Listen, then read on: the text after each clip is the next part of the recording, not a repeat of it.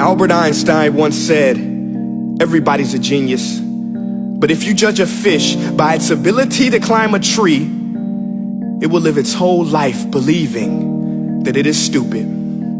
Ladies and gentlemen of the jury, today on trial we have modern day schooling. Glad you could come. Not only does he make fish climb trees, but also makes them climb down and do a 10-mile run. Tell me, school, are you proud of the things you've done?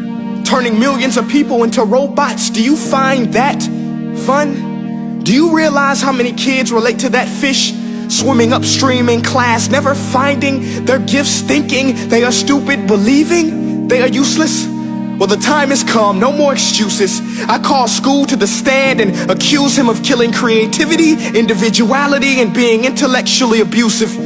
He's an ancient institution that has outlived his usage. So, Your Honor, this concludes my opening statement, and if I may present the evidence of my case, I will prove it. Proceed. Exhibit A. Here's a modern day phone. Recognize it? Here's a phone from 150 years ago. Big difference, right? Stay with me. Here's a car from today, and here's a car from 150 years ago. Big difference, right? Well, get this. Here's a classroom of today, and here's a class we used 150 years ago. Now ain't that a shame? In literally more than a century, nothing has changed. Yet you claim to prepare students for the future? But with evidence like that, I must ask, do you prepare students for the future or the past? I did a background check on you and let the record show that you were made to train people to work in factories, which explains why you put students in straight rows, nice and neat, tell them sit still, raise your hand if you want to speak, give them a short break to eat, and for 8 hours a day tell them what to think. Oh, and make them compete to get an A letter which determines product quality, hence grade A of meat.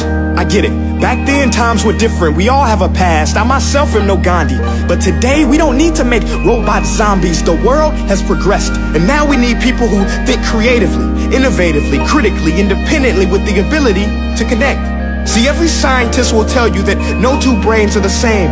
And every parent with 2 or more children will confirm that claim. So please explain why you treat students like cookie cutter frames or snapback hats, giving them this one-size-fits-all crap. Watch your language. Sorry, Your Honor, but if a doctor prescribed the exact same medicine to all of his patients, the results will be tragic. So many people would get sick, yet when it comes to school, this is exactly what happens. This educational malpractice, where one teacher stands in front of 20 kids, each one having different strengths, different needs, different gifts, different dreams, and you teach the same thing the same way? That's horrific. Ladies and gentlemen, the defendant should not be acquitted. This may be one of the worst criminal offenses ever to be committed. And let's mention the way you treat your employees. Objection. Overruled. I want to hear this. It's a shame. I mean, teachers have the most important job on the planet, yet they're underpaid? No wonder so many students are short-changed. Let's be honest, teachers should earn just as much as doctors, because a doctor can do heart surgery and save the life of a kid, but a great teacher can reach the heart of that kid and allow him to truly live.